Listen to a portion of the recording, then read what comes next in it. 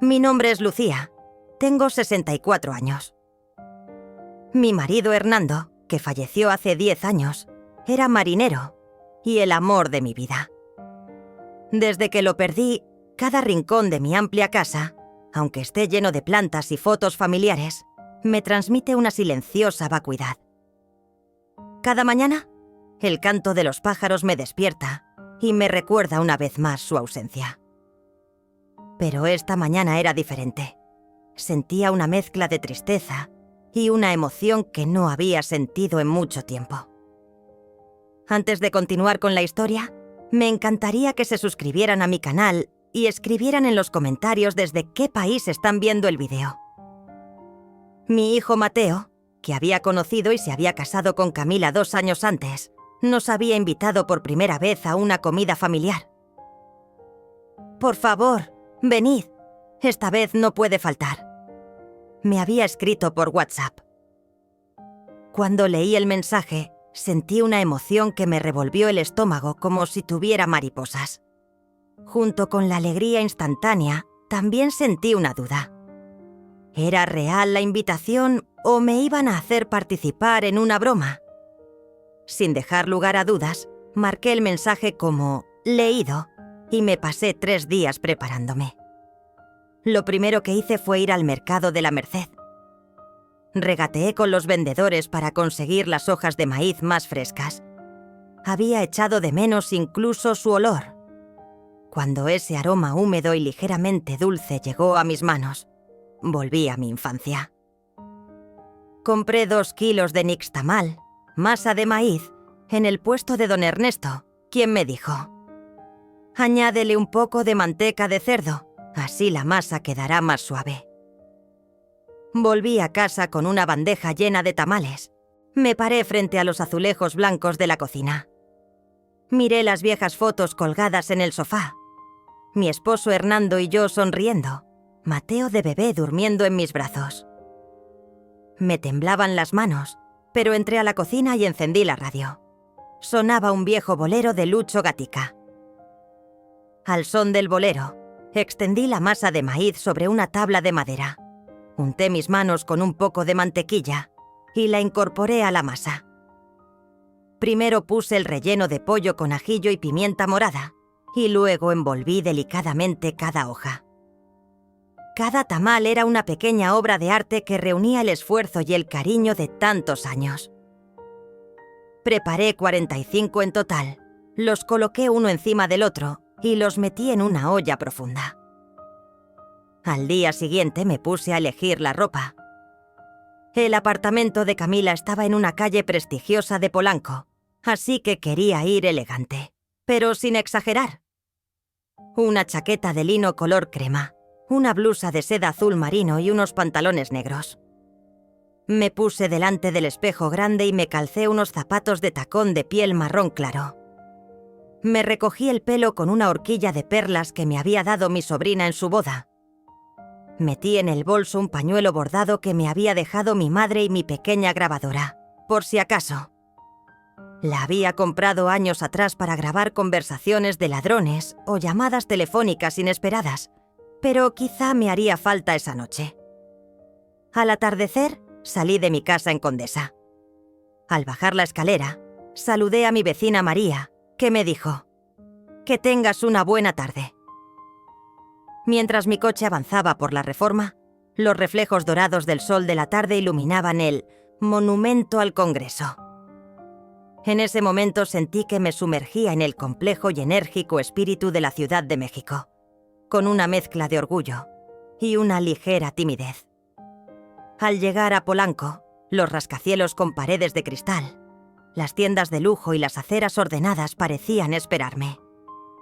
Mi destino era la gran puerta de madera con los timbres redondos bajo el letrero «Familia González Mestre». Mi corazón comenzó a latir con fuerza. Respiré hondo y toqué el timbre. La puerta se abrió lentamente. Ante mí apareció Camila, vestida con un traje de satén blanco de seda y un fino collar de oro alrededor del cuello. La sonrisa de su rostro era profesional, casi perfecta, pero el brillo de sus ojos delataba algo muy diferente. ira o un sabor de victoria. «Bienvenida, Lucía», dijo amablemente. «Me alegro de que hayas venido». Su abrazo fue poco sincero, frío y distante. La bandeja que llevaba en las manos contrastaba con el ambiente frío. Con las manos temblorosas, le ofrecí la bandeja. «Te he traído», dije. Camila dio un paso atrás sin coger la bandeja. «Ah, gracias, de verdad», dijo frunciendo la nariz. «Pero parece que ya hay suficiente en la cocina. Déjalo ahí, ¿vale?» Se me secaron los labios. Sentí un dolor en el estómago, pero me callé. Llevé la bandeja Po a la cocina y al verla, se me cortó la respiración. Muebles blancos minimalistas, encimera de cuarzo, accesorios de diseño. No tenían nada que ver con la intimidad de mi pequeña cocina. Al dejar la bandeja en la encimera, creí haberme olvidado de la cámara, pero mi pequeña grabadora seguía en mi bolso y la luz roja estaba encendida. Cuando volví al salón, solo había 8 sillas en la mesa, donde deberían haber cabido 9 personas. En la mesa, que no parecía un trastero, no había un sitio para mí, como si no existiera. De repente sentí una oleada de ira, pero debía tener cuidado. Sin alterar más el ambiente, dije con la mayor calma posible. «Creo que hay un error», dije, lo más tranquila posible. «Falta una silla». Todos los que estaban en la mesa se miraron entre sí, como un buen equipo de teatro, y luego se rieron. Cada sonido hacía oír el ritmo acelerado de mi corazón. En ese momento de silencio, apreté con fuerza la grabadora que llevaba en el bolsillo y me dije: «Lo estoy grabando todo». Entonces mi hijo Mateo dejó la copa de vino que tenía en la mano sobre la mesa. «Mamá, por favor, ven a la cocina», dijo con voz apagada. No quería hacerte sentir mal. En su mirada se mezclaban la culpa y la sinceridad.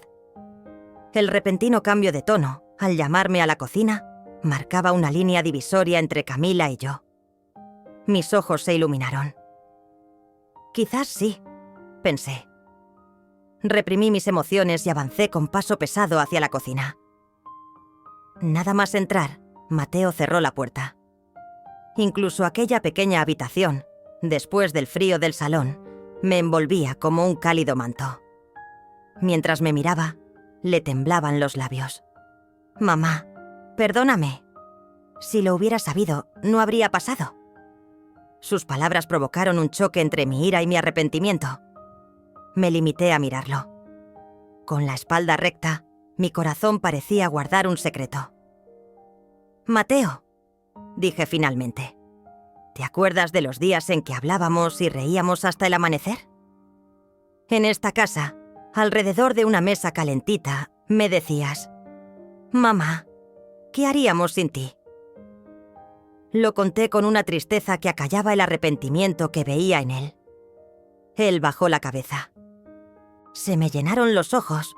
No pude aguantar un momento, pero los que creían que me había olvidado de la cámara nunca sabrían la verdad. En ese momento guardé la cámara en mi bolso con fuerza. Mateo se apresuró a abrir la puerta. «Traeremos una silla enseguida», dijo con voz aislada. Vi a Camila. Me miraba a través del cristal de la cocina. En su mirada había tanto miedo como ira. A partir de ese momento, nada volvería a ser como antes. Mientras avanzaba por el pasillo de la cocina hacia el salón, me temblaban ligeramente las rodillas. A cada paso, ese pequeño dispositivo de grabación en mi corazón me recordaba mi poder y mi baza para el futuro.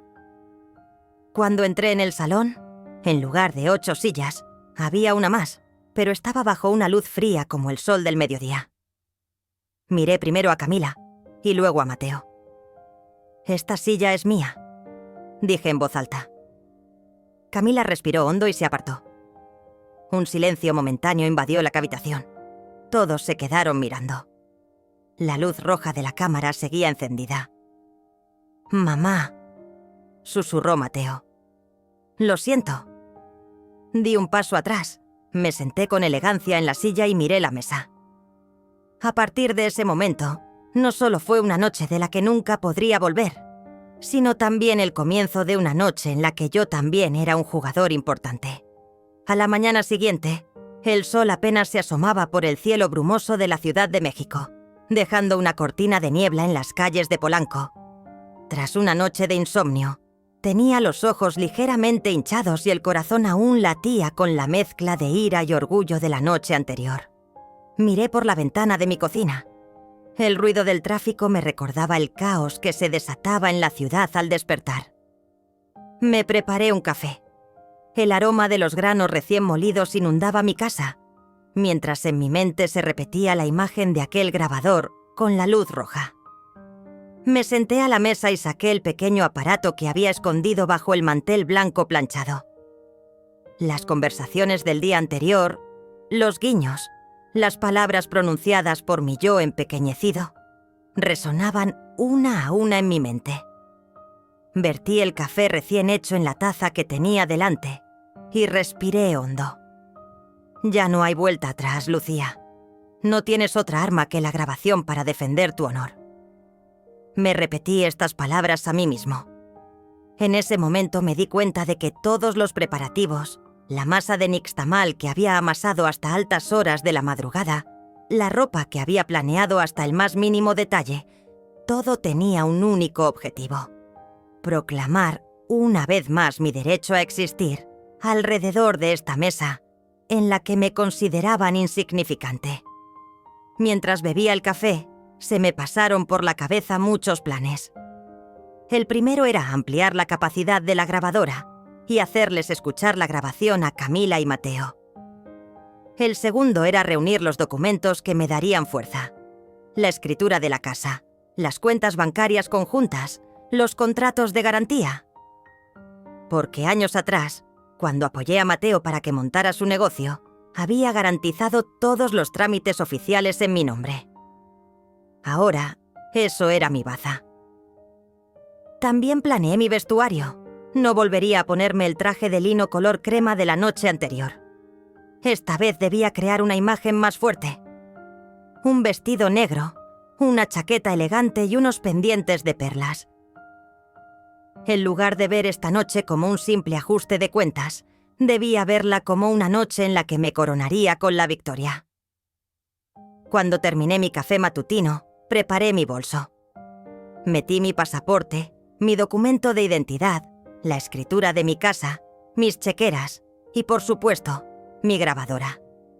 También cogí mi libreta para consultar a mi vieja amiga, la abogada Marisol. Sus consejos serían mi mayor garantía tras la acción de la noche anterior. Llamé a un taxi para ir a Polanco. El taxi llegó enseguida, como si me lo hubieran llamado. Le di la dirección al conductor. Siga por esta avenida principal y pare al principio de la calle, por favor.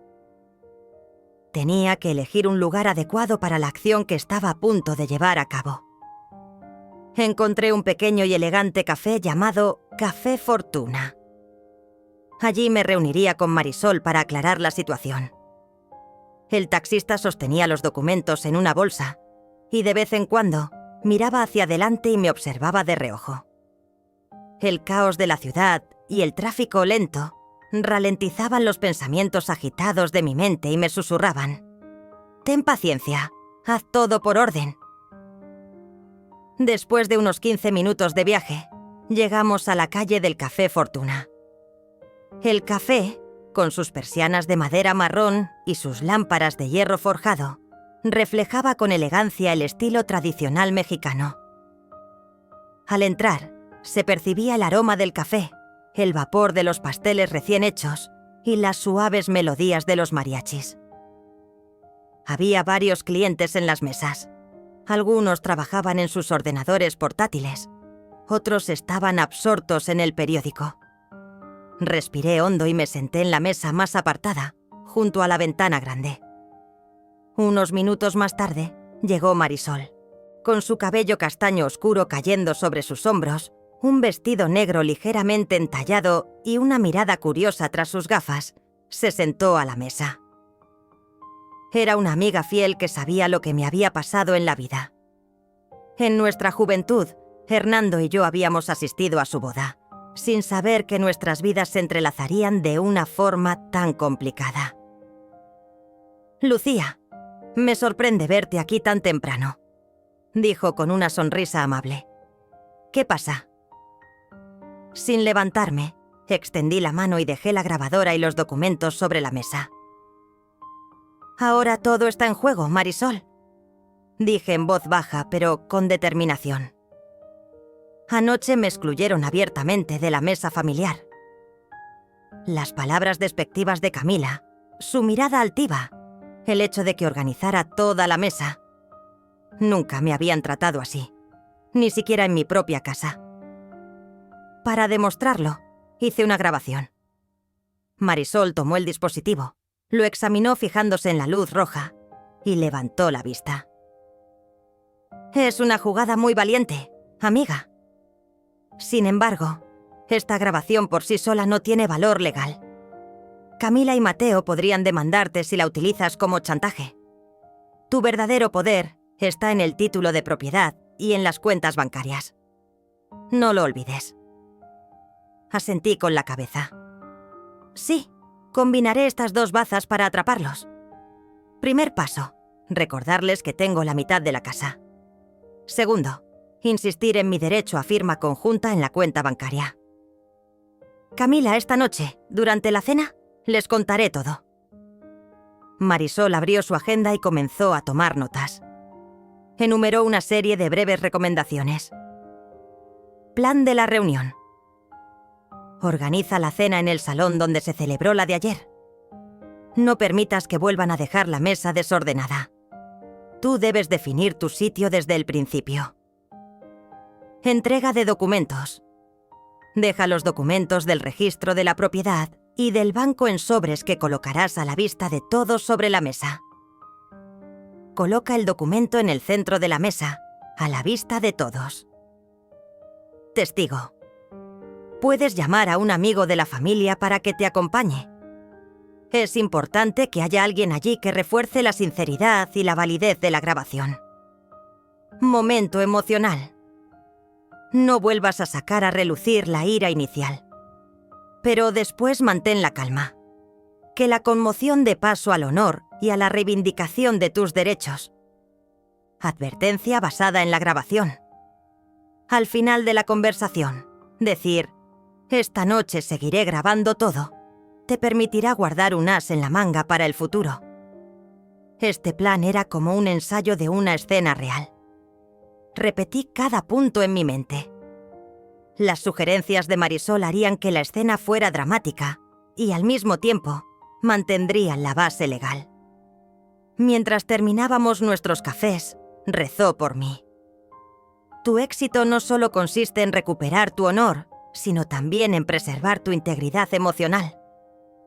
No lo olvides, Lucía, el corazón es frágil, pero la mente es aguda y ama la justicia. Sus palabras resonaban en mis oídos. Era como si estuviera ensayando en mi cabeza el enfrentamiento de esa noche. Aunque era importante tener en cuenta los números, también debía alimentar el fuego que ardía en mi interior. Le di las gracias a Marisol y me levanté. Guardé en mi bolsillo la nota que había escrito en el mantel. Al salir del Café Fortuna, ya era mediodía. Mientras caminaba por la calle, por las aceras ordenadas de Polanco, me concentré en la imagen que tenía en mi mente. Los sobres grandes sobre la mesa, la luz roja parpadeante de mi grabadora, el rostro pálido de Camila. Esa imagen se estaba convirtiendo en un cuadro de primera clase. El objetivo aquí no era recuperar mi honor, sino demostrar a todo el mundo que ya no había nadie que me diera miedo. De camino a casa, me detuve en una pequeña papelería. Compré sobres y etiquetas de colores para ampliar e imprimir las notas de la noche anterior y archivar mis documentos. Al llegar a casa, me senté a mi escritorio y ordené todos los papeles.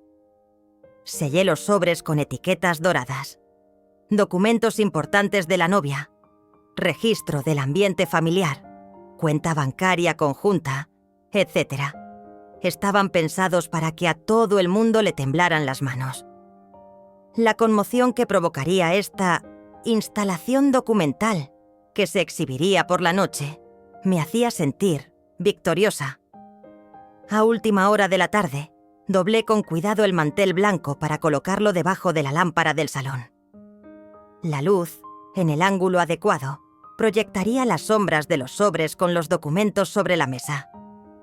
Me recosté en el sillón y reflexioné en silencio durante un rato. Esa noche, todo el mundo comprendería que Lucía no era solo una madre anciana, sino que también se enfrentaban a una mujer tan estratégica y decidida como ella. Al ponerse el sol, llegó la hora de volver a prepararse. En lugar del traje crema de la noche anterior, me puse una chaqueta azul marino con botones de perla. La falda llegaba hasta la rodilla y dibujaba una silueta elegante. Me recogí el pelo en un elegante moño y lo completé con unos pendientes de perlas. Al salir del armario con espejo, comprobé por última vez la grabadora. La batería estaba llena, lista para grabar. El bolso estaba listo, los documentos en su sitio, la estrategia clara. Ya era hora. Al salir, mi vecina María me preguntó en la puerta por una receta para el jardín. Yo le sonreí levemente y le dije: «Esta noche será larga». En realidad, sería larga y decisiva. Cuando subí al taxi, mis pies estaban firmes, mi mirada fija y mi corazón decidido. Hoy, la mesa de Polanco abriría una nueva página en mi libro. Las primeras luces del atardecer comenzaban a reflejarse en los cristales de los rascacielos del barrio de Polanco. Respiraba con rapidez. Mi corazón intentaba contener su ritmo. Cuando el taxi se detuvo frente a la puerta, el peso de los sobres en mi bolso se posó sobre mis hombros como una responsabilidad adicional. Respiré hondo y bajé del taxi. El taxista me preguntó: «¿Va sola esta vez, señora?». Sonreí y respondí: «Acepté, pero esta vez no soy una espectadora, sino la protagonista». Nada más entrar por la gran puerta de madera del edificio González Mestre, el conserje, que parecía notar el peso de mi bolso, asintió con la cabeza y dijo: «Buenas noches, señora Lucía». El ascensor era acristalado y silencioso. Subimos hasta la quinta planta. Cuando abrí la puerta, las luces de la ciudad se reflejaban en el cristal y se colaban en el salón. Camila ya estaba sentada a la cabecera de la mesa. Con un silencio instructivo, me indicó el lugar frente a ella. Detrás, sillas con respaldos de madera lijada, manteles blancos y copas de cristal. Todo parecía perfecto. Di un paso y coloqué los sobres uno a uno en el centro de la mesa. Las etiquetas doradas en la superficie de los sobres hacían presagiar la tensión que se viviría en ese momento. Documentos importantes de la novia. Registro del ambiente familiar. Cuenta bancaria conjunta. En la mesa, mi hijo Mateo mostraba una ligera vacilación en el rostro, mientras que Camila esbozaba una leve sonrisa en los labios. En los sillones para invitados estaban sentados los parientes lejanos, la tía Rosario y el primo Diego. Mi tío, de cabello blanco, tenía las cejas ligeramente fruncidas y mi abuela se aferraba con delicadeza Lojasenus a su bastón. De repente, se hizo el silencio. La luz roja de mi grabadora seguía encendida. «Bienvenida, mamá», dijo Mateo con voz entrecortada. «Espero que todo esté bien». Respiré hondo e intenté sonreír. «Por supuesto, Mateo. Esta noche todo irá bien. Solo necesitamos sinceridad». Pedí permiso para sentarme y me senté en la silla frente a Camila. Enderecé ligeramente la espalda y eché un vistazo a las etiquetas de los sobres y los documentos. Cogí mi copa, la llené de agua, di un sorbo y di el primer paso. «Anoche me insultaste, Camila. Dijiste que ya no entendía nada de cocina. Despreciaste los tamales que puse en la mesa. Mi comida no era digna de tu protagonismo. Pero eso solo fue el principio. Camila se estremeció por un instante y entre sus labios se escapó un leve murmullo. Tía Rosario intervino con tono recriminatorio. «¿Qué estás diciendo, Lucía?» Yo me volví hacia ella e incliné la cabeza con delicadeza. «Tía Rosario, hoy no soy una invitada en la comida familiar. Hace años que dejé de serlo. Hoy estoy aquí para defender mis derechos y mi honor». Cuando profundicé, se produjo un murmullo entre los mayores de la familia.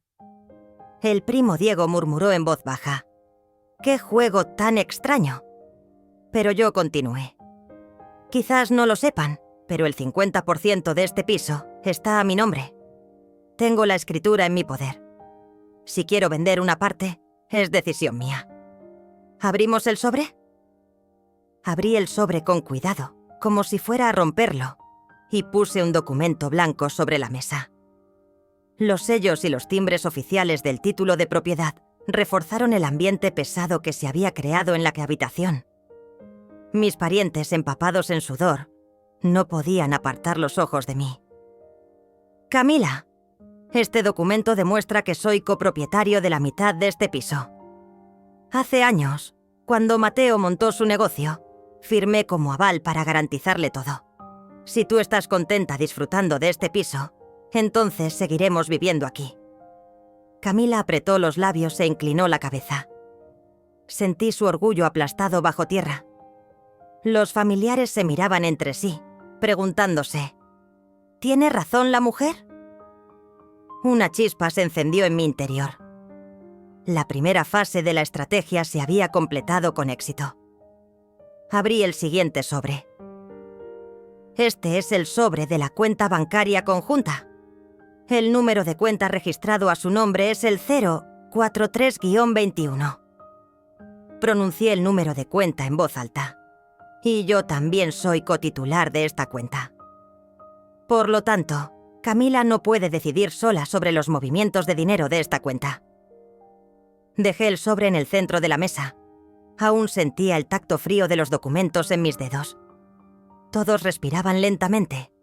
La tensión se había apoderado de la sala. «¿Qué quieres decir, mamá?», murmuró Mateo. Volví mi mirada hacia él. «Lo que quiero decir es que toda mi vida he financiado tus necesidades diarias, tus planes de trabajo, incluso la decoración de la casa. Y ahora aquí no soy más que una madre humillada por el tema de la cocina. Si vamos a tomar decisiones juntos, lo haremos en igualdad de condiciones». La tía Rosario negó con la cabeza. «Lucía, ¿por qué no nos lo has dicho antes? Esto es injusto». Sentí un escalofrío, como si me hubieran dado un golpe en la cabeza. Debía haber suavizado no solo la parte legal, sino también la conmoción emocional. Respiré hondo y abrí el último sobre. Último sobre. Grabación del ambiente familiar. Puse el dispositivo en el centro de la mesa y lo aparté un poco hacia un lado para que la luz roja se viera mejor. El silencio que resonaba en la mesa se había adherido a nuestros cuellos como una coraza de acero. Cada palabra, cada risa, cada burla de esta noche ha sido grabada. Si deciden llevar estos registros a un terreno legal, tengo pruebas concretas. Sé que algunos lo han hecho para humillar, pero los hechos son innegables. Hubo un ligero movimiento en la mesa.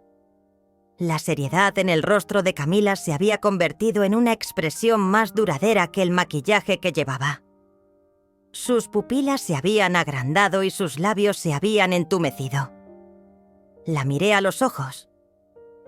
Esta grabación también muestra el tipo de receta que han preparado como madre e hija. Quizás no se alimentaban de amor verdadero, sino de apariencias. En ese momento mi tío primo Diego se levantó. Esto es una revelación. Pero no le dejé terminar la frase. Esa noche lo único que podía ganar era mi honor, pero rendirme habría sido defraudar las expectativas. Levanté mi copa y saludé. Amigos, Esa palabra tan compleja que llamamos familia se basa, más allá del amor y la felicidad, en la justicia y el respeto. Por eso, estos documentos no son un castigo, sino una reivindicación de mis derechos. Si queréis seguir aquí hoy, estas son las condiciones que debéis aceptar. Tras un largo silencio en la mesa, la invitada más joven, Mariana, la hija de mi primo Diego, susurró: «Yo creo que mamá tiene razón». Su apoyo sincero se hizo eco en tímidos aplausos. Uno de los mayores de la familia dijo: «Tienes razón». Camila bajó los hombros. La victoria que tanto había deseado solo había conseguido acelerar los latidos de su corazón frente a las nubes de lluvia. Cuando me levanté de la mesa, no llevaba nada más que el elegante pañuelo con motivos florales que me había dejado mi padre. Pero mi verdadera arma eran los papeles y la grabación que había dejado allí. En aquella noche en Polanco, Lucía había dado una lección que duraría toda la vida. En un lugar donde el amor, el dinero y el honor caminaban de la mano, había demostrado a todos de dónde provenía el verdadero poder. Los primeros rayos del nuevo día esparcieron una pálida esperanza sobre la nublada mañana de la Ciudad de México. La dulce amargura de la victoria de la noche anterior aún latía en mi pecho. Mis ojos buscaban la sombra de los documentos que había dejado en aquella fría sala de Polanco. El rojo de la grabadora que llevaba en la mochila aún brillaba en mi mente. Pero la victoria no era completa. Solo había ganado el primer asalto. La verdadera lucha consistía en mantener los lazos familiares entre la reparación y la venganza, en una delgada línea.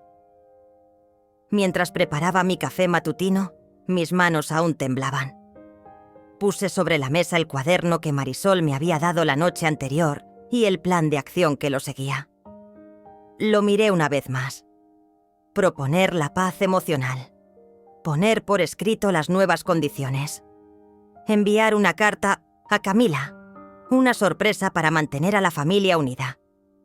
Cada punto estaba ordenado como los movimientos de una partida de ajedrez. El primer movimiento era proponer la paz emocional, porque ganarse el corazón era tan importante como ganar un enemigo. En lugar de un enfrentamiento definitivo con Camila, mantendría una distancia equitativa con todos los miembros de la familia y dejaría abiertas las vías de comunicación con ellos. Mientras sonaba una ranchera en la pequeña radio de la cocina, salí al balcón para aclarar mis ideas.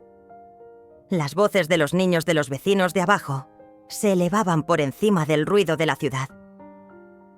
Esos sonidos me recordaron los lazos que me rodeaban, por muy solo que me sintiera. No solo iba a construir un jardín con mis derechos legales, sino también con semillas de amor y comprensión. El segundo punto era poner por escrito las nuevas condiciones. Para llegar a un acuerdo permanente, era necesario un protocolo escrito, no verbal. Saqué otro cuaderno y escribí el siguiente punto. Igualdad de voz en las reuniones familiares y condiciones de uso compartido de la casa. La liquidación de la mitad de la propiedad solo podrá realizarse con el consentimiento de todos los miembros de la familia y la supervisión de la cuenta bancaria conjunta. Mientras escribía estas frases, sentía el peso de las palabras en la punta de los dedos. Cogí un elegante papel con membrete y sobres para que las notas fueran legibles. Los dejaría en el centro de la mesa durante la reunión de esa noche. El tercer punto era enviar una carta a Camila. En lugar de una discusión verbal, una carta le daría la oportunidad de asimilar mis pensamientos. No provocaría ira, sino que iniciaría el diálogo. Redacté la carta con mucho cuidado. Querida Camila, anoche, en nuestra reunión, sentí que te había herido, pero mi resentimiento no se debe solo a que me hayas menospreciado, sino al daño que ha sufrido nuestra relación familiar. Si el amor y el respeto son la base de nuestra vida en común, te pido que consideres esta propuesta. Sentémonos juntas y escuchándonos mutuamente, tracemos un nuevo camino. Lucía. Mientras escribía estas líneas, mi corazón se alivió. La verdadera venganza no era contra el enemigo, sino los pasos que se daban para reparar las relaciones rotas. El cuarto punto era una sorpresa para mantener a la familia unida. Porque, por muy razón que tuviera, necesitaba apoyo. En el barrio vecino, la sobrina de mi hermano, Ana Sofía, se había hecho famosa como chef. Le hice una propuesta. Quería preparar la próxima cena familiar con un menú original. Así, no solo mostraría mi trabajo, sino que también transmitiría el mensaje de que sigo siendo tan buena en la cocina como antes. Una vez completado mi plan, volví a mirar la ciudad desde el balcón. Aquella silueta me recordaba tanto mi soledad como mi fuerza. A mediodía, fui a una pequeña papelería. Allí imprimí de forma profesional papel con membrete, sobres, la carta y el cuaderno de notas. Luego, fingí pasar por la oficina y le entregué la carta y las notas al portero del edificio. Todo estaría listo para la cena. De vuelta a casa, mientras deambulaba por las calles de Polanco, pensaba y tomaba notas en mi cuaderno. Buscar un día adecuado para la reunión familiar. Segunda consulta con Marisol. Llamar a Ana Sofía.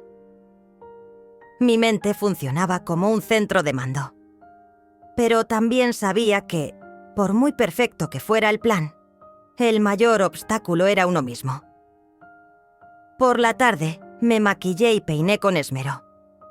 En lugar de un traje chaqueta y falda, elegí un vestido elegante que transmitía fuerza de carácter. El rojo de mi pintalabios no debía ser el color de la venganza, sino el del coraje. Una vez terminé de arreglarme, metí la carta en el sobre y lo revisé por última vez. En el borde estaba escrito «Camila», con la elegancia de mi letra. Terminé de prepararme con el sonido del agua con limón que venía de la cocina y el suave tintineo de los pendientes de perlas. Se acercaba la hora de la cena. Esta vez no iría sola. Llevaría a Ana Sofía. Me había prometido que me acompañaría. Mientras caminaba hacia la parada de taxis de Polanco, sentía una tranquila emoción en mi corazón. Porque este capítulo no era solo una reivindicación, sino una oportunidad para añadir una nueva página al álbum de los lazos familiares.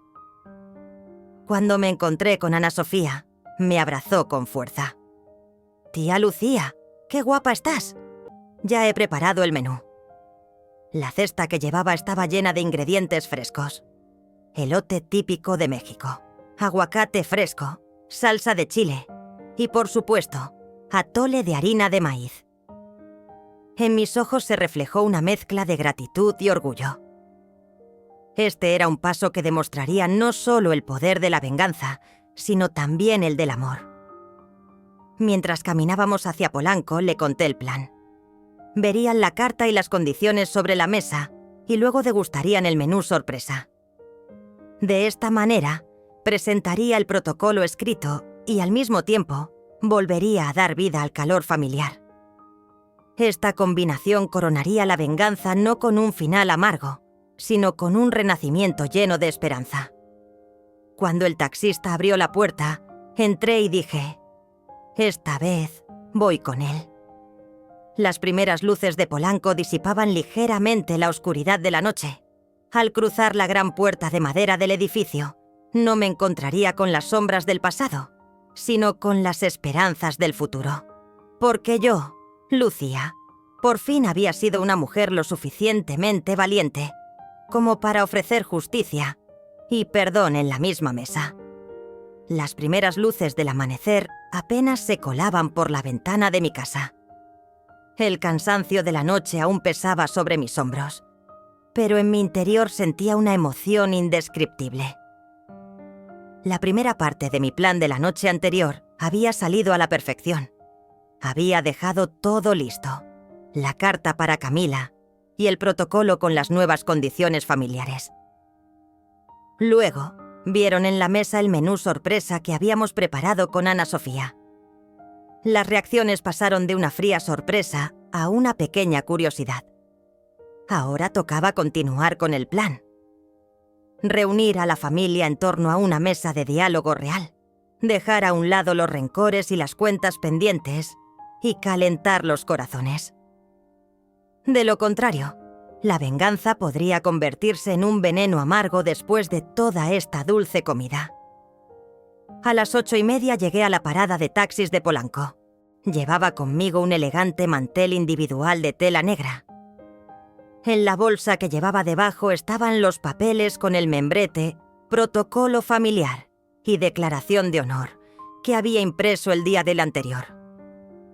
Ana Sofía, tal y como había prometido, llegó con bandejas de elote, maíz y salsa de aguacate recién hecha, con un aroma delicioso, y salsa de chile. Llevaba en el regazo una pequeña cazuela con atole caliente. Yo sentía a mis espaldas el orgullo de una mujer y mi intención de reparar a la familia. Bajamos del taxi y nos detuvimos frente al apartamento de Camila y Mateo. Esta vez, no seríamos nosotros quienes llamaríamos a la puerta, sino ellos. Las tarjetas de invitación decían «Segunda mesa familiar de Lucía». Estaban escritas a mano en un papel suave. Llamé a la puerta de madera y grité «¿Camila? ¿Mateo? Un momento, por favor. Somos Lucía y Ana Sofía». Cuando se abrió la puerta, el rostro de Camila era diferente al frío y ausente del día 7 anterior. En sus ojos se veía una leve curiosidad y expectación. Una sonrisa similar a la mía, que se dibujaba detrás de mí, abrió la puerta con delicadeza. «Bienvenidos». «¿Pero por qué han venido?». Noté un tono más suave en la voz de Camila. «Encontraron mi carta ayer, ¿verdad? Esta noche es una segunda invitación para empezar de nuevo. En nuestra mesa compartida hablaremos del protocolo y degustaremos la comida que ha preparado Ana Sofía. Por favor, pasen». Las líneas duras de su rostro se suavizaron ligeramente. Nos invitaron a pasar. Al entrar en el salón, a diferencia de la última vez, no había nada sobre la mesa. Solo paredes de colores claros, la luz del día entrando por la gran ventana y una mesa vacía en el centro. Camila y Mateo nos hicieron pasar a todos y cerraron la puerta. Los 4, Ana Sofía, Camila, Mateo y yo, nos sentamos a la mesa. Los mayores de la familia fueron invitados por mensaje de texto. La tía Rosario, el primo Diego y varios primos. Poco después, llegaron con los mismos pasos vacilantes que nosotros. Éramos 8 personas en total en la mesa. Yo, Ana Sofía, Mateo, Camila, la tía Rosario, el primo Diego, la prima Mariana y el primo pequeño Luis. Delante de cada uno había un mantel blanco. En el centro no había ningún sobre dorado, solo 2 juegos de vajilla diferentes. A un lado, platos de cerámica con motivos aztecas y cazuelas de hojalata calentadas al fuego de leña. Al otro, copas de cristal fino. Estos 2 estilos simbolizaban el encuentro entre la tradición y la modernidad, entre la informalidad y la formalidad. Elegí cuidadosamente mis palabras y me incliné hacia la mesa. Hoy quiero unir aquí 2 mesas. Una, como ayer, es la mesa del protocolo oficial. La otra es una mesa que celebra el amor, los lazos familiares y los nuevos comienzos. Primero, les pediré que lean la carta que les he entregado. A continuación, hablaremos de las condiciones. Y por último, degustaremos la comida que ha preparado Sofía.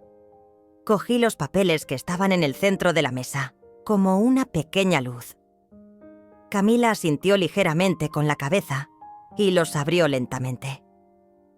Las primeras líneas provocaron un silencio incomprensible.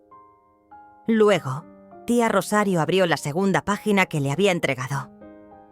Así, el protocolo familiar comenzó a leerse ante los ojos de todos. En las reuniones familiares, todos los miembros tienen el mismo derecho a expresarse. Se repetirán las cenas tranquilas. Los procesos de liquidación de los derechos de uso y propiedad de la vivienda se decidirán en el Consejo Familiar. Se supervisarán de forma transparente los movimientos de las cuentas bancarias comunes. Cada artículo medía ceremoniosamente el peso que sentían las personas que tenía delante. Al terminar la lectura, se produjo un pequeño murmullo alrededor de la mesa. Camila me miró por encima de las gafas y esbozó una sonrisa. El hielo se estaba derritiendo, dando paso a la curiosidad. Mateo frotó los dedos y comenzó a hablar. «Mamá, esto tiene sentido. Decidámoslo juntos. ¿Qué te parece, Camila?» Camila, tras una pausa, respondió. «Estoy de acuerdo. Igualdad de voz. Quizás sea el punto más importante para esta mesa». El primo Diego y la tía Rosario asintieron con un leve murmullo. En la mesa no se estaba iniciando una discusión, sino un diálogo constructivo. Todos tomaron la palabra por turnos. Mariana. Lo digo con mis ojos de niña. Nunca me han escuchado entre mi madre y mi padre. Esto me hace feliz. Luis. Incluso cuando jugábamos, teníamos reglas. Es lógico que también las haya en la mesa. No quedaba mucho más que decir.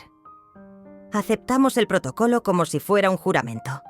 Todos dijeron sí, y al igual que el sobre del día anterior, el protocolo quedó en el centro de la mesa. Aquí entró en escena Ana Sofía. Con mucho cuidado, colocó las bandejas de madera que había traído de la encimera en el borde de la mesa. En primer lugar, comenzaremos con el clásico elote, maíz. Lo acompañaré con salsa de aguacate y salsa de chile picante caseras. A continuación, serviré sopes preparados con harina de maíz y cubiertos con tinga de pollo casera. Por último, como postre, serviré atole con aroma de canela. El aroma comenzó a flotar ligeramente sobre la mesa. Las especias tradicionales se combinaban con la maestría de Sofía. A medida que poníamos el maíz en los platos con un colador, en los rostros de todos se dibujaba una expresión de sorpresa y placer. Mariana tomó el primer bocado y cerró los ojos. Esto es exactamente el sabor de mi fiesta. Nos miramos y sonreímos. Incluso los papeles formales en el centro de la mesa parecían haber perdido un poco de su significado en medio de la calidez de este sabor. A medida que avanzaba la comida, cada bocado de maíz que se daba en la mesa derretía los bloques de hielo que cubrían las paredes. Camila parecía disfrutar por primera vez de la misma mesa que su madre. Mateo puso las manos sobre la mesa y dijo: «Mamá, gracias por organizar esta velada. De verdad, ser una familia es esto». Cuando terminó de hablar, todos aplaudieron. Solo quedó un silencio sincero y el valor de estar juntos.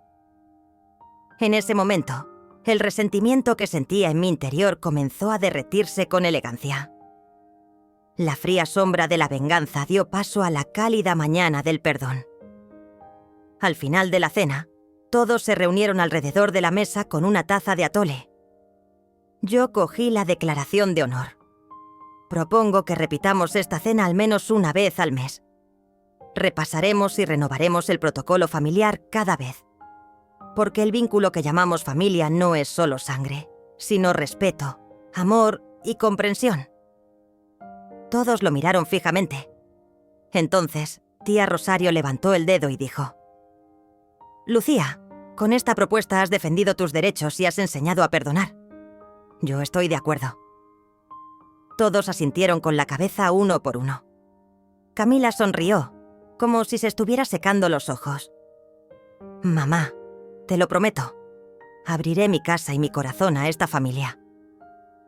En ese momento, mientras las luces de Polanco se filtraban por la ventana, la tormenta que había dentro de mí dio paso a la paz. Había apagado las chispas de la venganza y alimentado un nuevo fuego, el fuego de la confianza y el amor mutuos. Y así, preparamos la segunda mesa. En la misma mesa, primero el derecho a bien hablar, luego el placer del paladar y, por último, una familia renacida. Cada reunión posterior se construiría sobre los recuerdos de esta mesa. A la mañana siguiente, cuando desperté, el cansancio aún pesaba ligeramente sobre mis hombros. Durante toda la noche, mi mente se llenó con los ecos de los cálidos momentos vividos en la mesa de mi segunda familia. La aceptación del protocolo, el menú magistral de Sofía, la sonrisa sincera de Camila. Todo ello me había calentado el corazón, derritiendo las frías sombras de la venganza. Pero la balanza de la vida real seguía en equilibrio, y yo seguía sintiendo que había un secreto oculto en las sombras. Mientras preparaba el café, recibí un mensaje en el teléfono. Urgente, Marisol. Era de mi amiga abogada. El corazón me latía con fuerza. Tenía que averiguar qué pasaba para mantener la integridad de mi plan. Encendí el portátil y abrí la videoconferencia. Marisol apareció en la pantalla con expresión seria y ojeras de insomnio. «Lucía, ¿estás bien?», dijo rápidamente. «He terminado la investigación de antecedentes que te comenté ayer por la noche. He descubierto que se han realizado transferencias de dinero a la cuenta de Camila sin tu conocimiento». Mis ojos se abrieron como platos. «¿Qué quieres decir?», pregunté con voz temblorosa. «Se están retirando pequeñas cantidades de dinero de la cuenta bancaria conjunta de forma regular. Cada una es de entre 1.000 y 2.000 pesos. He revisado los movimientos de la cuenta y se realizan 2 veces por semana. Como indicaste en el mensaje, no se ajusta a la transparencia. El objetivo de estas transferencias podría ser desviar dinero del presupuesto familiar a otros lugares, haciéndolo parecer como pagos por servicios externos». Sentí una ira familiar crecer en mi interior. Mientras regábamos el jardín familiar, estaban tendiendo una trampa a nuestras propias raíces. «Envíame los extractos bancarios», dije con determinación. «Esta noche, antes de cenar, volveré a hacer cuentas. Nadie puede pisotear mis derechos, mi honor y mi trabajo». Marisol asintió brevemente y al apartar la vista de la pantalla, su rostro reflejó un gesto que parecía decir: «Esto no ha terminado». Yo también apagué el ordenador y respiré hondo. Mientras daba los últimos sorbos de café, ordené mis pensamientos. Mantener el ambiente positivo de la noche anterior, pero volver a tomar medidas drásticas si fuera necesario. El hecho de que el protocolo de igualdad quedara abierto me daba margen para maniobrar en ese momento. Durante todo el día estuve ocupado con las tareas domésticas. A la hora del almuerzo, revisé los PDF que me había enviado Marisol.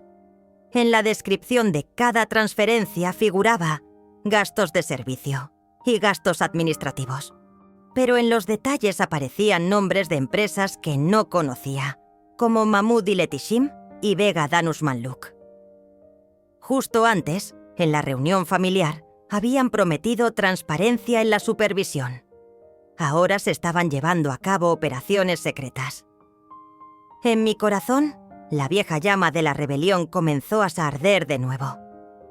Por la tarde, añadí un artículo 6 a mi pequeño cuaderno. El protocolo quedará suspendido hasta que se identifique a los responsables de las transferencias secretas descubiertas. Tenía tiempo hasta la cena. Redacté un borrador del plan. Primero leería la lista de temas a tratar en la mesa y añadiría este nuevo punto. Luego mostraría los extractos bancarios y haría preguntas a los responsables, y no haría una pausa para el postre hasta que me respondieran. La tensión era inevitable, pero así debía ser la balanza de la justicia. A las 7:15 volví a entrar en el apartamento de Polanco. Esta vez no estaba solo. Llevaba conmigo los extractos bancarios oficiales y una carpeta transparente. Cuando entré, las luces del salón brillaban con más intensidad. Camila estaba colocando unos jarrones decorativos recién comprados. Cuando nuestras miradas se cruzaron, La sonrisa de su rostro no tenía ni rastro de la calidez de la noche anterior. En su lugar, había una actitud expectante. «Buenas noches, Lucía», dijo con un frío bienvenida. «La invitación de ayer fue muy agradable». Me senté en la silla de la esquina opuesta. Sobre la mesa aún estaban las copas de cristal fino y los platos de cerámica que habíamos usado la noche anterior. En el centro de la mesa esperaba la nueva lista de control que íbamos a completar ese día. Cuando todos se sentaron, hice el primer movimiento. Ayer acordamos el protocolo familiar.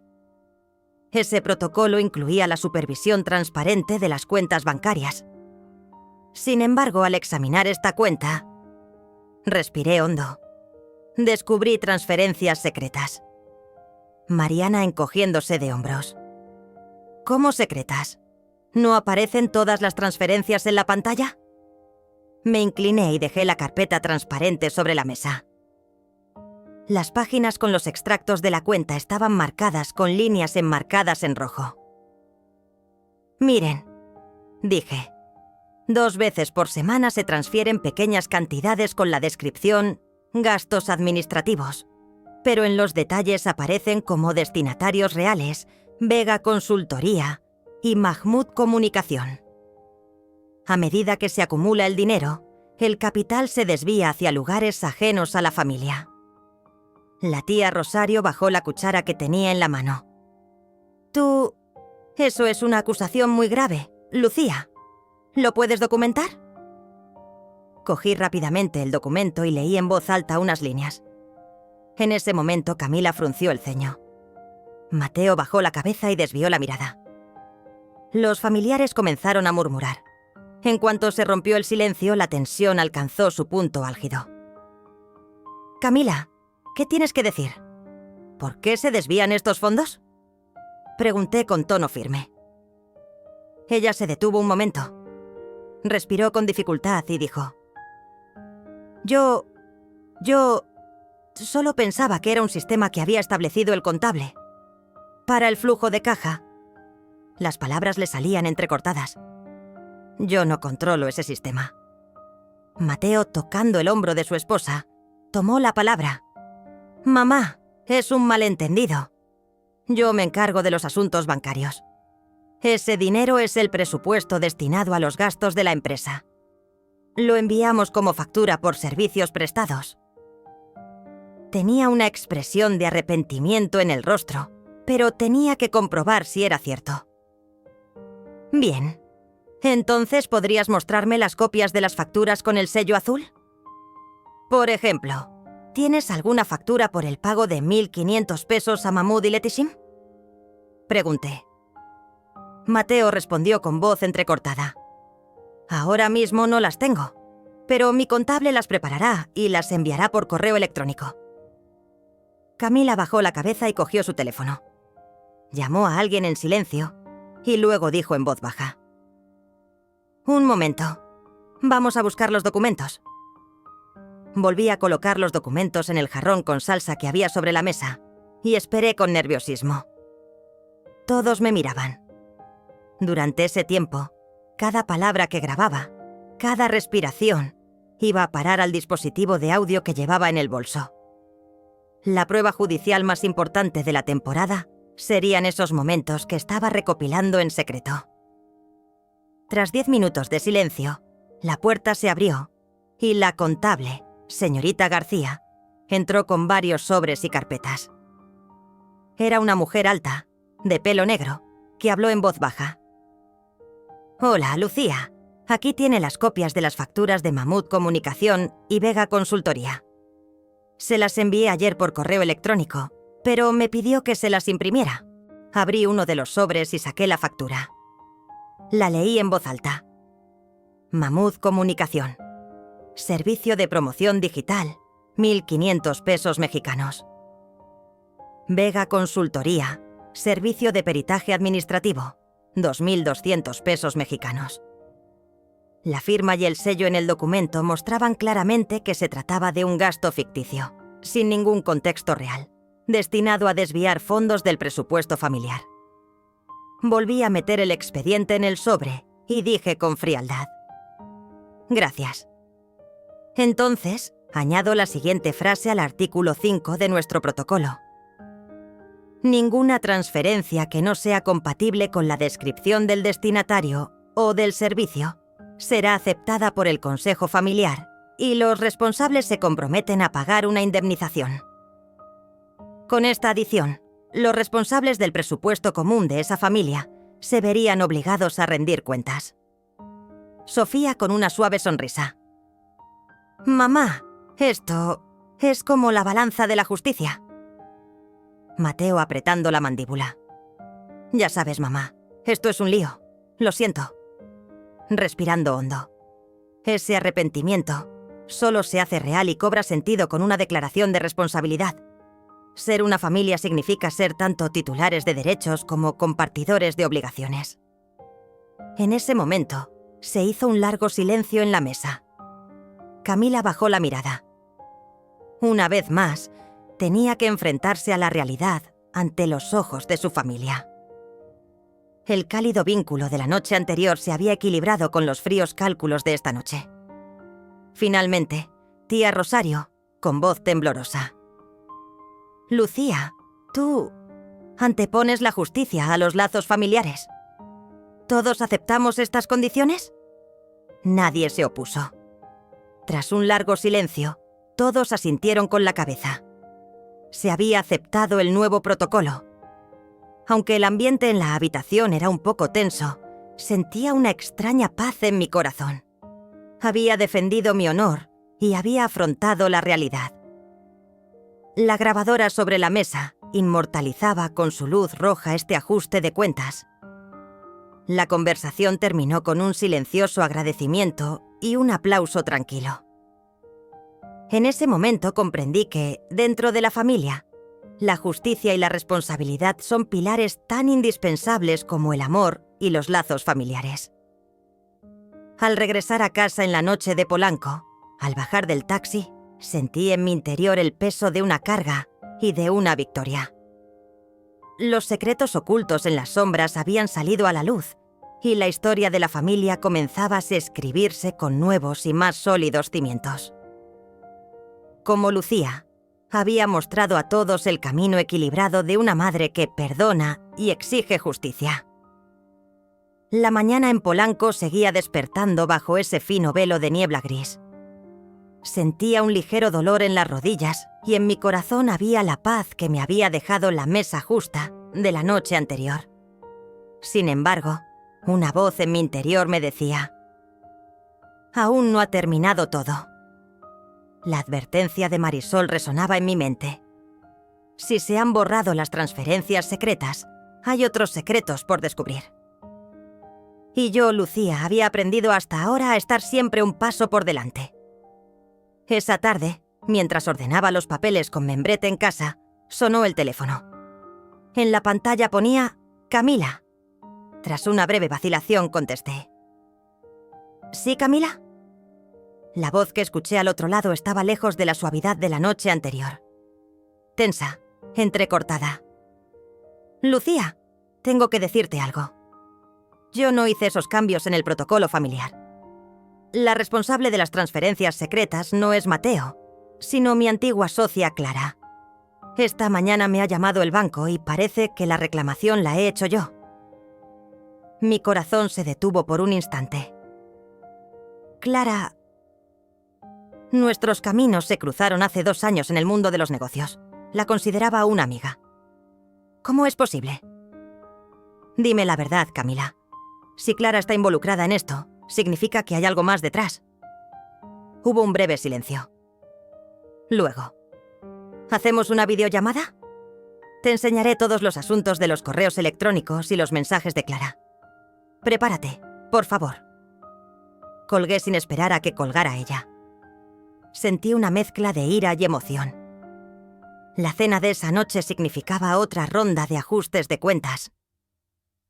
Mientras esperaba la hora de la cita de esa noche, me senté en mi antiguo escritorio. Encendí el ordenador y volví a pie a abrir el archivo con la lista secreta de transferencias que compartía con Marisol. y vamos a añadir los mensajes de Camila. Así, sobre la mesa, los documentos bancarios y los correos electrónicos formarían un único conjunto de pruebas.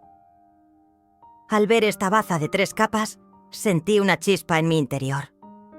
El juego está a punto de terminar. Además, preparé un contraataque. Lo pondría sobre la mesa. 1. Cadena de correos electrónicos entre Camila y Clara 2. Carta oficial del banco, con la objeción firmada por Clara 3. Nota de Marisol. Puede que haya otros implicados en este asunto. No iba a presentar todo esto en sobres separados, sino en una sola carpeta grande. En la portada, en letras mayúsculas, ¿quiénes son los verdaderos responsables? A la misma hora de la tarde, volví a llamar al timbre del piso de Polanco. Esta vez, al entrar, mi mirada no era somnolienta, sino decidida. Camila abrió la puerta con una sonrisa tensa, fruto de la nerviosidad. Al entrar, el salón estaba un poco más oscuro. Todo el mundo había llegado tarde por el tráfico, y había un ambiente de preparativos apresurados. Cubrí la mesa con un mantel negro. El mantel blanco del día anterior había sido sustituido por uno oscuro que daba al salón un aire de sala de tribunal. Sobre ella coloqué una amplia bandeja con 3 carpetas de 8 carpetas que brillaban. Junto a ella, coloqué una ligera sopa de maíz preparada por Sofía en un sobre de color chocolate. La danza entre lo dulce y lo tenso. La familia se miró de reojo. En cuanto todos tomaron asiento, pronuncié las primeras palabras. Ayer sentamos las bases de la justicia y la transparencia en los lazos familiares, pero según la información que me ha dado Camila, alguien más ha organizado las transferencias secretas. Ahora voy a leer la cadena de correos electrónicos que hay en este archivo. Si la firma de Clara y los documentos de impugnación están aquí, habrá llegado el momento de aceptar la verdad. Proyecté la pantalla del ordenador en la esquina de la mesa y leí los asuntos de los correos electrónicos. Objeción de Clara. Se ha reorganizado la cuenta familiar. A Camila. Plan de transferencia completado. Información para Marisol. Próxima operación. Los ojos de la tía Rosario parecían salirse de sus órbitas. El nombre de Clara hizo temblar las paredes. Camila se llevó la cabeza entre las manos. Sí, yo protegí a Clara. Ella fue quien me abrió las puertas del trabajo. Era mi mejor amiga. Para no perderla, envié los documentos del banco en ese sobre. Pero no quería que nadie saliera perjudicado. Esas palabras me dieron una nueva oportunidad. Respiré hondo y pregunté. Camila, no querer que nadie salga perjudicado. ¿No es ver cientos de miles de pesos del presupuesto familiar en manos equivocadas? ¿Y cuál era el objetivo de Clara? ¿Quién es el último eslabón de esta cadena? Miré fijamente a Camila. Ella continuó con voz temblorosa. Clara es una inversora del norte de México. Estaba presionando para comprar la propiedad y la cuenta de la familia. Camila quería tenerla como garante. Esta vez, toda la familia se quedó en silencio. Bajé la voz y dije: así que una extranjera intentó apoderarse de los bienes de nuestra familia. Y tú, Camila, fuiste parte de ese juramento. ¿Y cuál fue el papel de Mateo? En ese momento Mateo se puso de pie. Tenía los ojos llenos de lágrimas, pero estaba decidido. Mamá, es hora de compartir la responsabilidad. Sí, le proporcioné ayuda financiera. Utilicé la garantía familiar para saldar mis deudas con Clara. Pero ahora lo confieso. Me equivoqué. La tensión en la habitación se extendió rápidamente como una llama que se eleva hacia el cielo. Un padre, un hijo, una madre. Se estaba produciendo una sacudida en los límites de la identidad familiar. La tía Rosario, con infinita tristeza. No soy un personaje de novela policíaca, pero Si esto no es una traición, ¿qué es? En ese momento un chirrido rompió el sombrío silencio. Mi grabadora seguía grabando en silencio en la esquina de la mesa. Abrí la tapa, volví a encender la luz roja y sonreí. El último documento de esta noche. Cada palabra, cada confesión, cada intento de persuasión. Todo está grabado. Aceptaré cualquier condición que me impongas. Solo quiero saber la verdad, sacar nuestro futuro de este caos y llevarlo hacia la luz. Miré a mi alrededor. Los ojos estaban húmedos, pero los corazones se habían aliviado. Camila se abrazó a mí llorando. Mamá, perdóname. Ahora soy sincera. En ese momento comprendí que el verdadero poder no reside en temer a las sombras y huir de ellas, sino en ponerlas todas sobre la mesa y sacarlas a la luz. Mientras las luces nocturnas de Polanco se filtraban por la ventana, contemplé la victoria de una mujer que había encontrado su camino entre las sombras de su familia. Esa noche, las luces nocturnas de Polanco no eran tan frías como en los capítulos anteriores. Parecían calientes, creando una atmósfera de integridad. Mis pasos eran firmes en el torbellino de la noche. Creía que ya no había sorpresas, salvo el último documento que esperaba sobre la mesa. Sin embargo, la verdad que estaba a punto de descubrir era tan impactante que sacudió tanto mis planes como mis sentimientos. Cuando a las 8:30 entré en el pasillo del piso, Camila abrió la puerta. Las ojeras bajo sus ojos delataban todo el impacto que había sufrido en las últimas semanas. Mientras avanzaba hacia el interior, cogí la grabadora, pero esta vez no era para el documento, sino para la narración. En el salón, a diferencia de la noche anterior, no había ningún sobre. Sobre el mantel blanco de la mesa, solo había una tarjeta de invitación.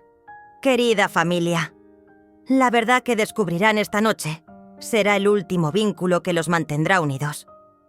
Ahora, dejemos que las palabras lleguen al corazón, no a la razón. Los familiares se reunieron una vez más. Tía Rosario, primo Diego, Mariana, el pequeño Luis y, por supuesto, Camila y Mateo.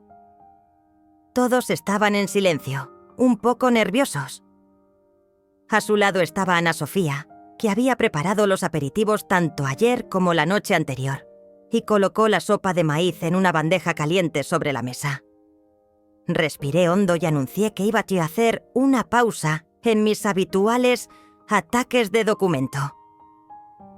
El documento más importante de esta historia es el tiempo mismo.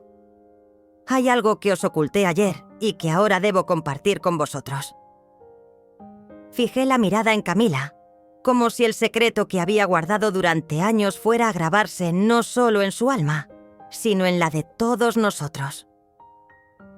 Yo llevo mucho tiempo enfermo. Hace 2 meses, el médico me dijo que padecía insuficiencia hepática en fase terminal. Ahora solo tengo una esperanza: mantener a mi familia unida y llena de amor. Se hizo un silencio sepulcral entre los presentes. Camila se mordió los labios y se le humedecieron los ojos. Algunos se taparon el rostro con las manos.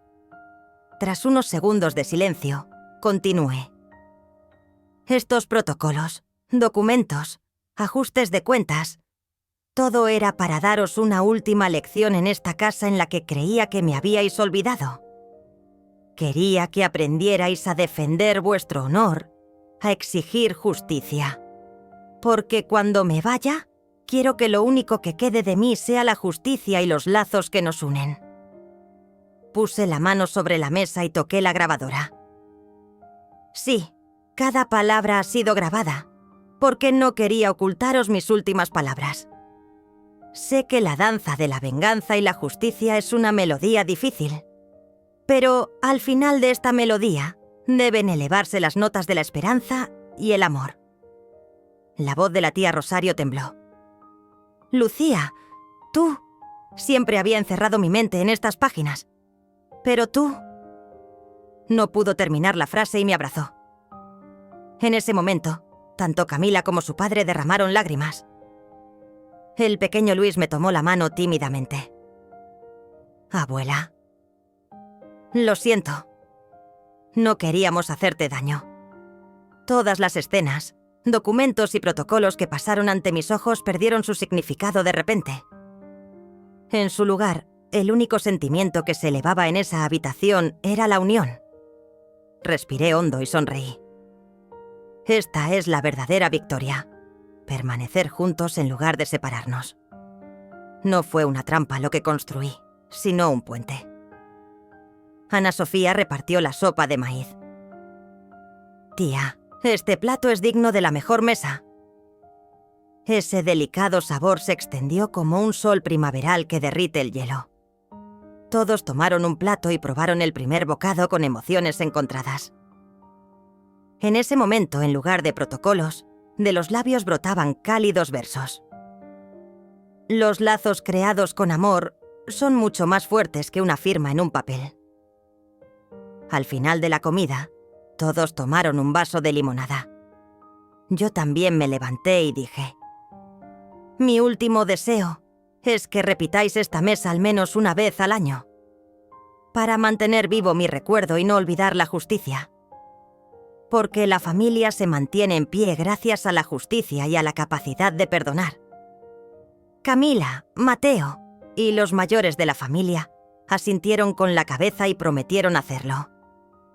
En ese momento, sentí que se me aliviaba el corazón. Yo, Lucía, al dejar este mundo, dejaría atrás una familia fuerte y un legado único. Con una brisa tan fugaz como el Metrobús, el paisaje nocturno de Polanco se deslizó por la ventana. Esa foto que tomamos todos juntos era tanto un final como un comienzo. La historia de Lucía terminaba aquí, pero todos los espectadores que esperaban atrás seguirían escuchando en sus oídos la danza del coraje y el amor.